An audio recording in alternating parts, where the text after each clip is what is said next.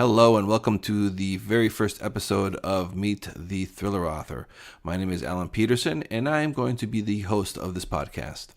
I am also an author of thrillers. I have 2 books published, She's Gone and The Asset, and they are part of the Pete Maddox series. Although they are standalone novels, they do feature the main protagonist, Pete Maddox. I have always been a fan of thrillers. What I read right now, and it's what I've been reading for as long as I can remember. And so when I decided that I was going to write a book myself, I decided to focus on a genre that I know well and that I love, which is the thriller genre. And so that was the same approach that I took when I decided that I thought it'd be fun to have a podcast where I would interview other authors. But I figured that instead of being all over the place, I was going to try to narrow it down a little bit and just to focus on the genre that I love, which is thrillers. And that's why in this podcast series, for each podcast, I'll be interviewing a different author of a thriller book. I will keep the description of thriller a little bit broader for the purpose of this podcast. There can be a lot of debate as to what exactly a thriller is, but basically anything that can fit in the Amazon category of mystery, thrillers, and suspense, those are the type of authors that I'll be interviewing during this podcast. So police procedurals, hard-boiled detective series, espionage, that type of stuff, but also cozy mysteries, suspense.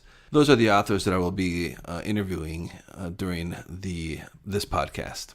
All right, so after that little mini mission statement, let's get things rolling here with the very first episode of Meet the Thriller Author, and I'm going to be talking with Diane Patterson.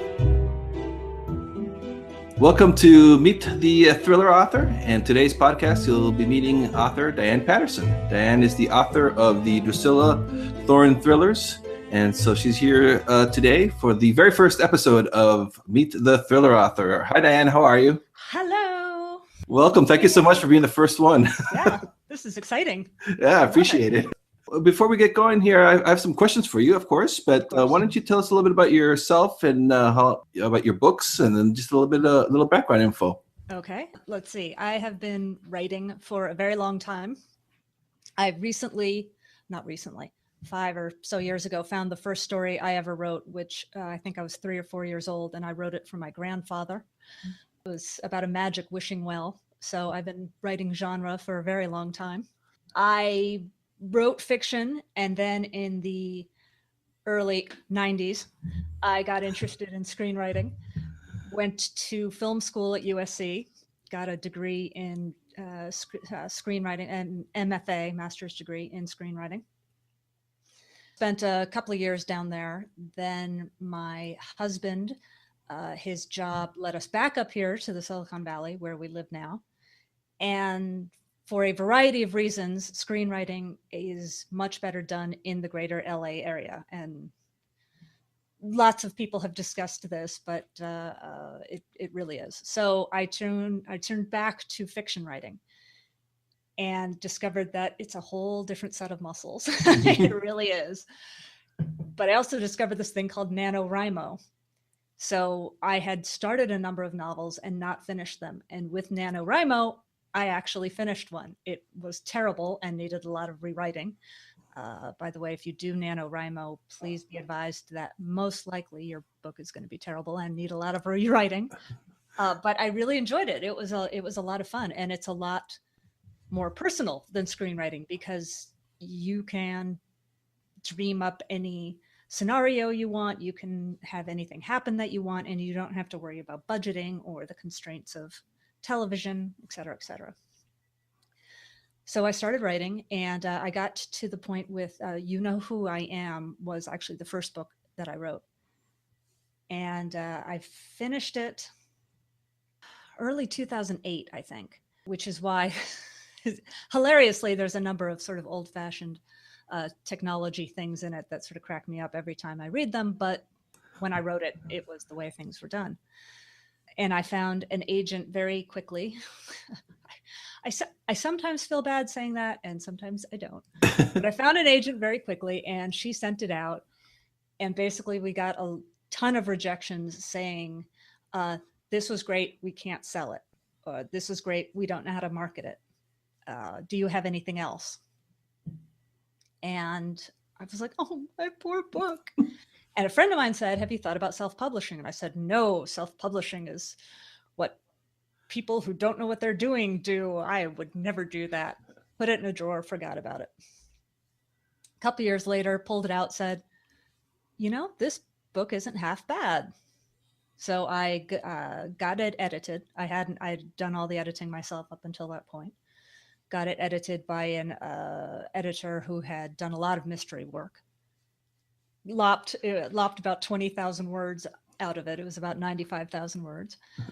Put it up on Amazon and got a lot of pretty good feedback. A lot of. I then proceeded not to publish anything for another year.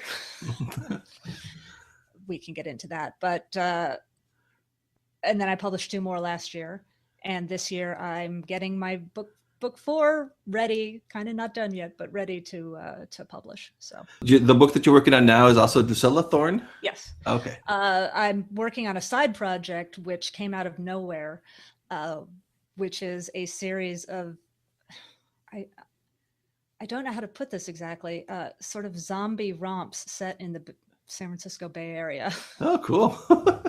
Which is weird because I don't read post-apocalyptic fiction and I refuse categorically to watch The Walking Dead. But I was having insomnia one night and suddenly this whole idea occurred to me and I'm like, oh, thanks a lot. Yeah, you can't fight it, right? Yeah. And they're like shorter novellas. And for some reason, novellas, I have no problem writing novellas. It's like I have the whole thing in my head and I can just sit down and write it. Novels, I'm still fighting against myself. Anyhow, we can go into that. But yeah, so at the moment, I'm working on a Drusilla Thorn mystery, and as a back burner thing, I have these zombie novellas. So what got you into writing thrillers? Is that something that you enjoyed reading before? Always loved them. I've loved thriller novels. I love thriller movies. One of the jokes I make is around Christmas time. My husband and I both love Alan Rickman movies. Mine is Die Hard. His Love Actually. You give me the choice of a thriller movie or a rom-com at the movie theater. There's like no question which one I'm going to pick. I've read all the Robert Ludlum novels growing up, that kind of thing. So those are some of your influences then, Robert Ludlum and. Let's see, Robert Ludlum, Stephen King. Boy, who else did I read? Loved the mystery novels of Lauren Henderson, who's a British author. Let's check her out. Yeah, she does. She wrote about 5 of them, the Sam Jones series, and then stopped, possibly because it's a little unusual to have a non-cozy mystery series with a female protagonist, but we can get into that too. One of the great things about self-publishing is that you can have a slightly offbeat main character. Yeah, I think that's a big bonus for readers too. You get to read things that are a little different from the standard norm. And there's tons of stuff that's like the standard norm too, but you don't have to wait. Unless for me, you don't have to wait 12 months for the next book. There's a lot of material out there. So now that you find yourself, you're writing and doing all these other things, do you still find time to read? And are you still reading thrillers? I haven't been so much. Mostly when I read, I've been reading nonfiction. Mostly as research or things I'm interested in. Something I've noticed is that my reading actually has gone down, and I'm not sure whether it's because of ebooks, interestingly enough. My husband and I used to have date night every week when the kids were really little. And we half the time would end up at a bookstore and buy like armfuls of books. And since ebooks really came along, we don't do that anymore. I live in the Silicon Valley. It's 10 miles to the nearest bookstore now. It's crazy. Or at least I guess the nearest major bookstore. We have a little one downtown, which has a good selection, but it's primarily the big sellers. So. Yeah, the bookstores are going out. There isn't a Barnes and Nobles or Borders anymore here in San Francisco. I have to go over the bridge if I want to. Wow. I mean, I knew Borders had closed because they closed everywhere, but Barnes and Noble too, really? Yeah, yep. Only small independent ones are left So now, what exactly inspired you to write your first book then, or your current series? This was actually a character I had come up with for a screenplay that I wrote at USC. And I really enjoyed writing her. And it was funny because a number of the criticisms I received from it is, "Wow, she isn't nice. Wow, you know, where's the romance?" And I'm like, having romance didn't occur to me once in writing because I don't read a lot of it. I'm not writing it. Not to say that I'm anywhere in a category near these people, but this is sort of at the beginning of the great anti-hero push in television, The Sopranos and Walter White and stuff. The hero, the extremely tarnished or even criminal main character, who hopefully is interesting, but is not always on the side of right. Yeah, I think that's great too, especially with you don't see that as often either with female protagonists. So that's kind of cool. You have it, she is an anti-hero. Usually don't hear that too much. It's tough, particularly if you want to do a series, Mm. because you need the people to keep coming back. And you could see actually there's one, Patricia Highsmith with her Ripley novels. And of course, Ripley is a man. She did a series of novels where Ripley is the main character and he's also the bad guy for most of it. But it's an interesting and sometimes extremely difficult task to pull off. Yeah, do you think that's probably one of the reasons why like the traditional route kind of pushed back because they didn't know because they weren't used to that? I know I did think that. I'm really of the mind now that it doesn't matter. If I had one of these $100 million corporations that was trying to serve the greatest number of people, I might concentrate on well-known tropes as well. Mm-hmm. And I shouldn't say tropes, I mean well-known categories, well-known, because it is quite an investment to come out with a book, a physical book in hundreds of bookstores for people. Yeah. Uh, it it doesn't matter. I'm okay with it. And so now, where do you get your ideas for your books? One thing I do a lot, since particularly the web makes this so easy, is I read a lot of articles online. Uh, following links here. Twitter is a great source of this, and I read these. If a story is interesting to me, I clip it via Evernote web clipper and I store it in Evernote. I have probably thousands of articles stored in there and I tag them. And so if I'm looking for something, for instance, I was categorizing all of my articles once and I discovered that I had clipped 3 or 4 articles on, there was tremendous housing growth in the Central Valley during the late 90s or something. And then the market collapsed, right? So they had all of these freshly built houses that no one was living in. So I had clipped 3 or 4 articles about how pot growers had moved in and turned all of these abandoned houses into grow houses. And I said, apparently there's something about that story that really, really fascinates me. So Not that I have written about that yet, but boy, do I really want to fit that into a story somehow. I just love that. That's just like California to me in one crime article, Yeah, just even it's like a little scene or something that's kind of interesting, like kind of cool, kind of interesting in an abandoned property. Well, the basis for Everybody Takes the Money, which came out last year, was an article that I read about a guy in Montana, upstanding member of the community, who was using his lending firm basically to uh, get exchange of services from young women. Oh. Yeah, it was. Now, I in writing about it, I ended up having to change a great deal, but that was definitely the genesis of the idea. Another one, one of the things that went into The Sound of Footsteps was a story that someone had told me a long time ago about a haunted house that she lived in that turned out to be not so haunted. Uh, and just the impact of her telling me that story has always stayed with me. I mean, that was like 20 or 25 years ago. So Oh, wow. So little, 25 years later, you incorporated it into the story, into the book. yeah, it's like, and it was difficult because when I would tell people about it, they'd go, "Ooh, ghosts," and I'm like, "Yeah, it's not actually haunted. How do I explain this to people?" Yeah, without avoiding without spoiling it. Yeah, because I mean, I love horror thrillers. I love urban fantasy. I think I mean, I bought Jim Butcher's first book when it was his first book. Um, but I find what humans do to other humans to be much closer to what I want to write about. I don't, except for the zombie thing, which is kind of turning into a comedy thing. Mostly I write about what people do to other people.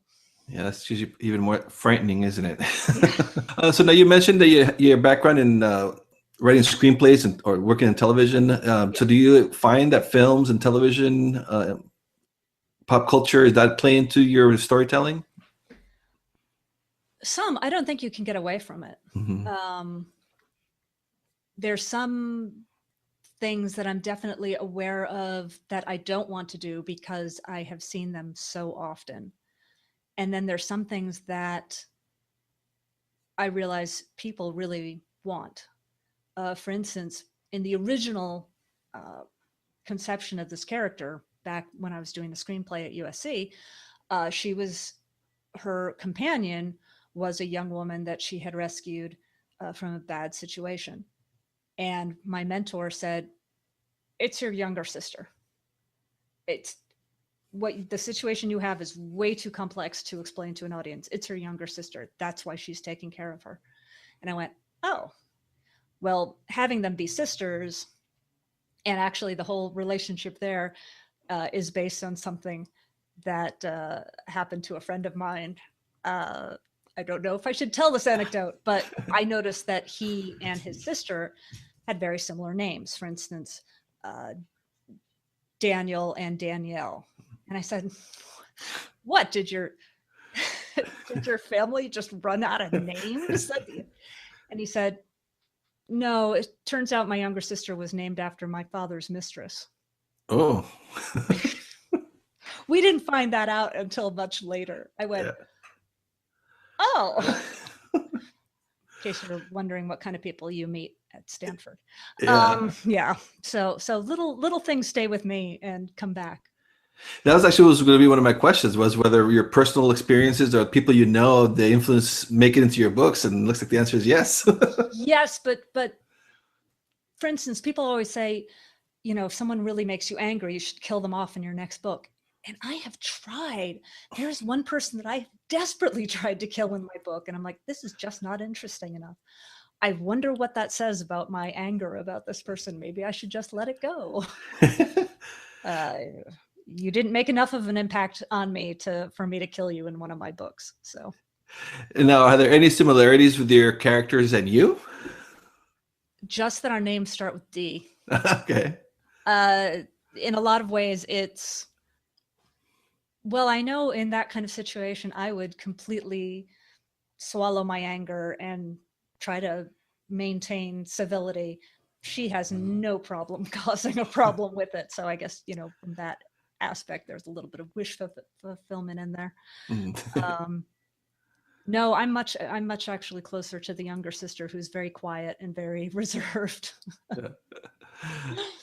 So now, when you're so you mentioned the clipping articles to Evernote and all the research that's available out there.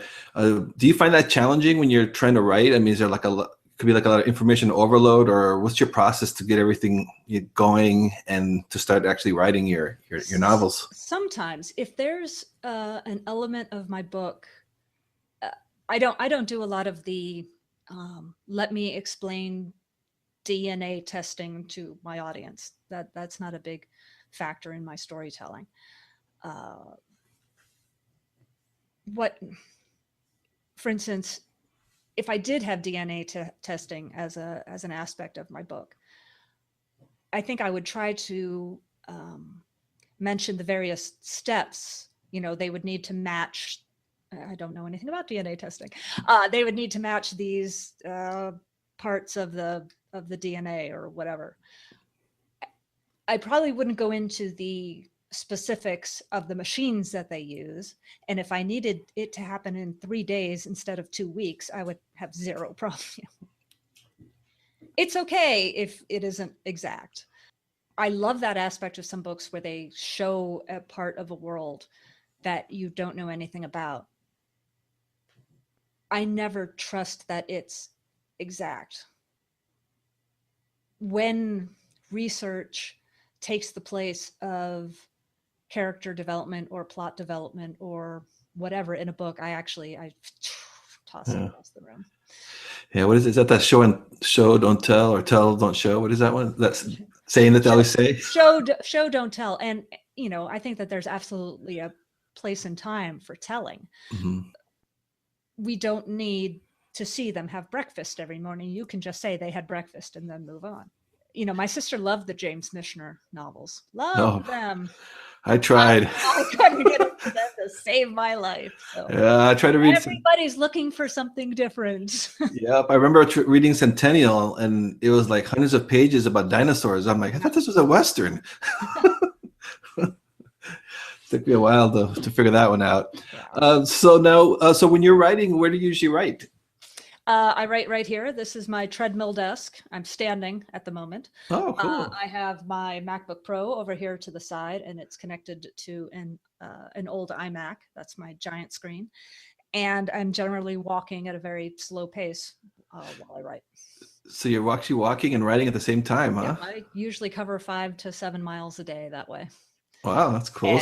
And it's not exercise. Like I have an Apple Watch, and it never shows up as actual exercise because you're walking so slowly that it doesn't raise your heart rate.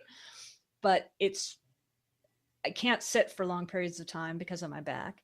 Mm-hmm. And my standing posture is terrible. I'm like always doing stork pose.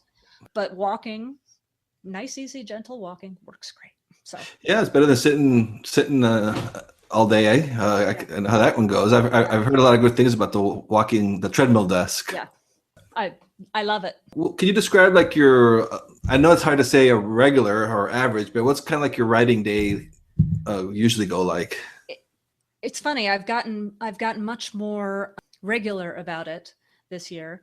Unfortunately, I ran into a problem with my outline for book 4, which if you listen to my other podcast, you would have heard me complaining about. But every day I get up, I get my kids off to school, I have breakfast with my husband, and then at 9 a.m. I'm at my desk.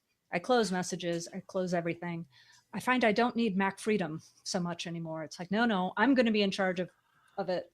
At 9 a.m. I get back to working on what I'm doing. For instance, the zombie novellas, which were about 30,000 words each, took me 2 or 3 weeks each. Just write from 9 to 12 or 9 to 1, have lunch, and then usually my kids start coming home, so I take care of admin stuff in the afternoon or start driving them around places. So 9 to 1 definitely is just me, just my time. I listen to soundtracks or scores because I don't want any voices. I don't want to be listening to any lyrics. I just listen. Or this thing called trailer music, which is the music from like movie trailers, which is designed to invoke an emotional response in 3 or 4 minutes. And it's great.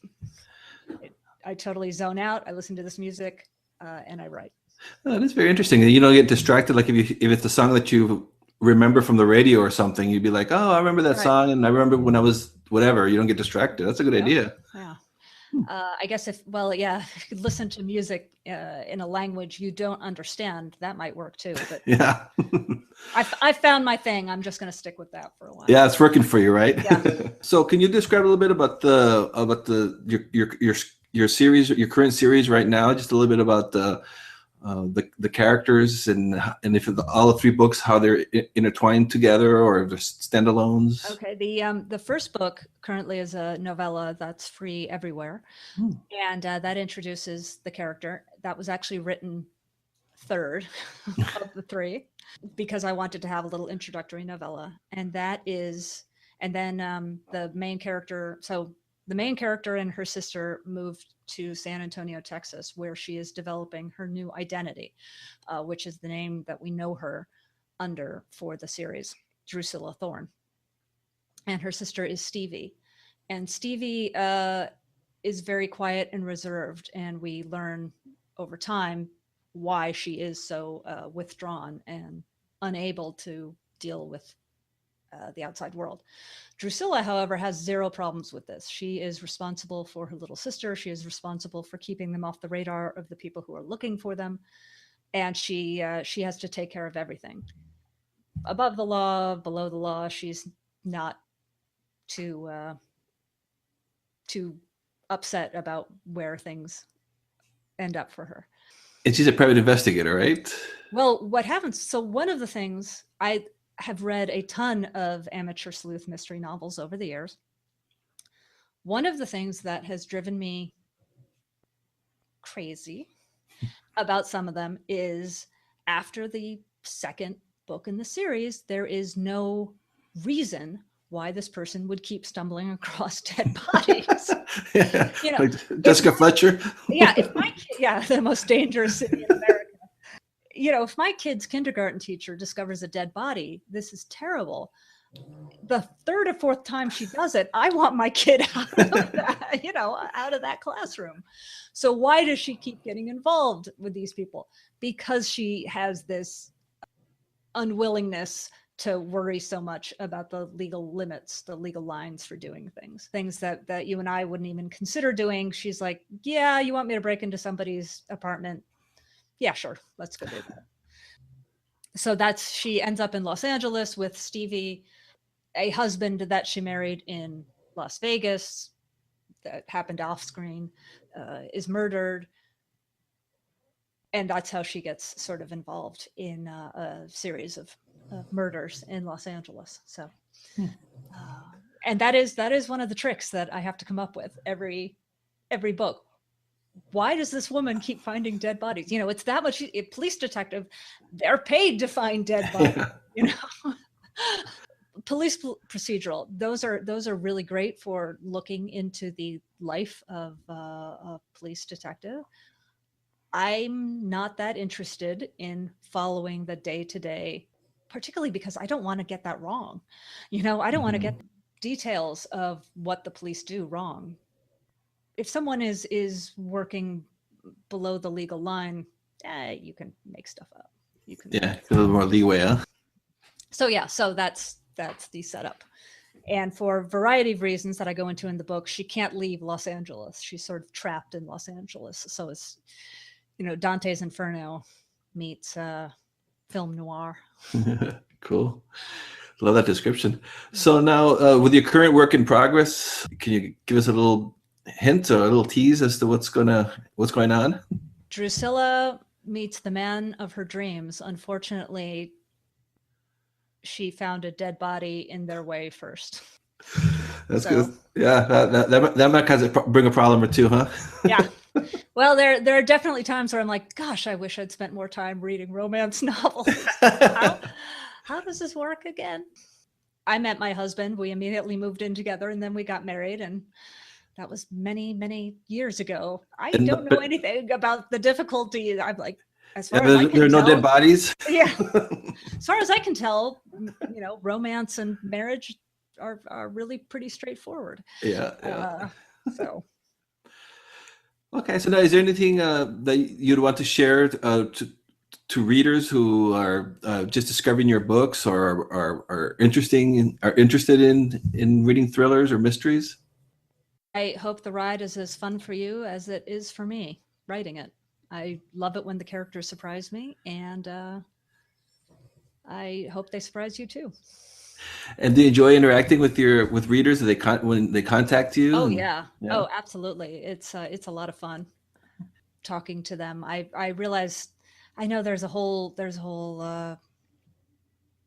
method that people discuss for talking to the community, and I guess I don't follow any of those rules. I'm just like, oh hey, Yeah. here's what's going on.